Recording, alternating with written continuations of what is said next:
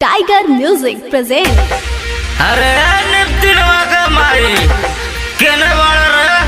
अरे खोल के मारी खोल दे।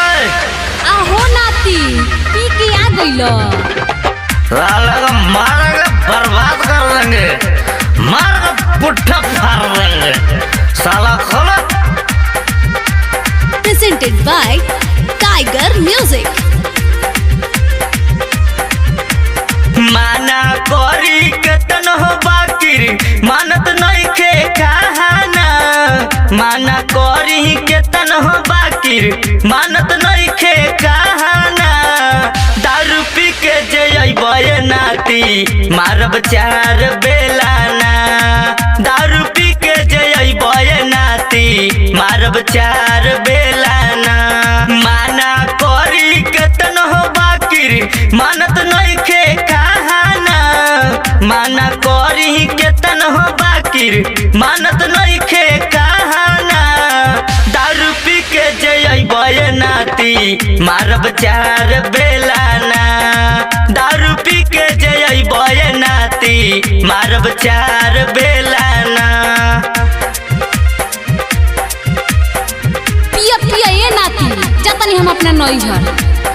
अरे साली आज तोर झोटा उखाड़ ले। तुम हमको बेलना से मारेंगे रे, तुमको मुसर से मारेंगे, मुसर से। Presented by Tiger Music. घरवा के काम सब छोड़ी के नाती बैठी के ताश जुआ खेले लो। गौवा के 5 गो लफुअन के संगे घूम घूम के दारू पिए लो। लइका सा घर में रोताटे नइखे बनल खानावा। लइका सा घर में रोवत बाटे नइखे बनल खानावा। दारू पी के जइबे नाती मारब चार बेलाना। दारू पी के जइबे नाती मारब 5 बेलाना। आज तुम मारेगी हमको, पूरा तुम्हारा हम भूत उतार देंगे। समझ में नहीं आता है? हट साइड हट, छोटा सा हटो इधर, आगे पीछे कर दो भागो। टाइगर प्रेम के संग धइले बाड़ा तू ए नाती। टाइगर प्रेम जिसे दुखवा सुना के तारा के जेल भेजवाई बहू। नैहर से भाई बोलावा के कुकुर तारा के खूब कुटावाई बहू। सुनी के बतिया कहेले मुनी लाल झेले पड़ी झेलाना।